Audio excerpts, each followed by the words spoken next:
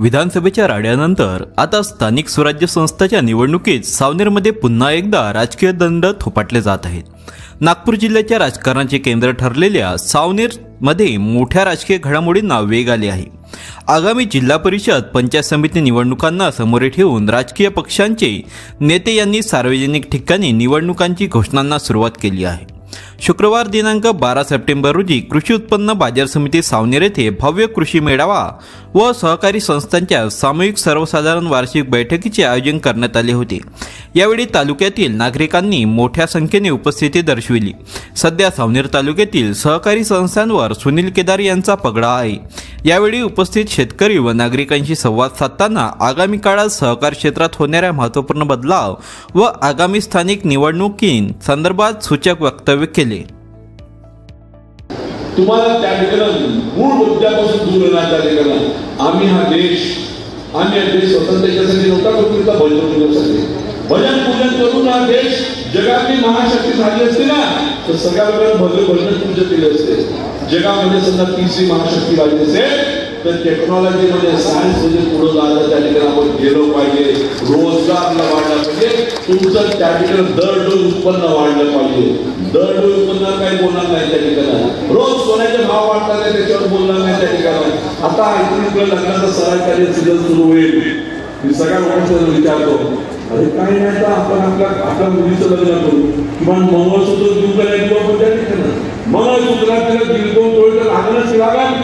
1.25 लाख रुपयाचं एक तोळा सोनं झालेलं आहे। त्या बापांना आणायचे गुरु साध्या माणसांच्या ठिकाणी मी राजकारणात आहे, मी राजकारण होतो, मी राजकारणात आहे।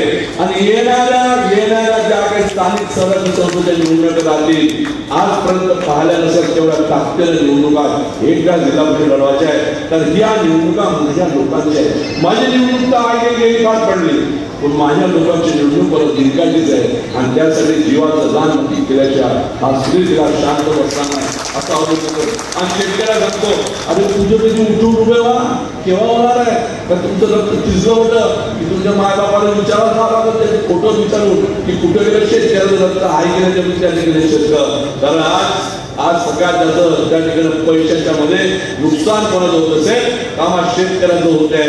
आणि आज शेतकरी उभा राहिला नाही का कृषी प्रधान देश आल्यासारखे हे काही वेळ सांगते, याचं आरक्षण त्यांचं आरक्षण मग देतो आरक्षण, पहिले आमच्या त्या ठिकाणी दरपर्यंत बोल आरक्षणाबद्दल नका बोलू। पण सहकारी संस्थेच्या लोकांनी पुनश्च आपल्याला विचार करणं गरजेचं आहे। त्या ठिकाणी विचार करणं गरजेचं आहे की सहकारी संस्थेमध्ये आर्थिक मजबूत करायच्या की त्याला क्रिकेट खेळायचा हा विचार नक्कीच आला माझ्या मनात। त्या ठिकाणी माझ्या मनात विचार निर्माण झालेला आहे, कारण खूप जास्त मजबूत केले आहे। तर मग मात्र तुमच्यावर त्या ठिकाणी जे विरोधक उत्पटान चुकीनं त्या संस्थेवर बसून गेलेले आहे त्या लोकांना बोलवण्यासाठी त्या ठिकाणी जागा मिळते आणि मग ती येऊन द्यायची का असा त्या ठिकाणी नक्की निर्माण झाला। पण त्या सगळ्या मार्ग काढणार आहे आणि एक विश्वास काढवायला देतो त्या ठिकाणी की आपण आज सुरुवात केलेली आहे।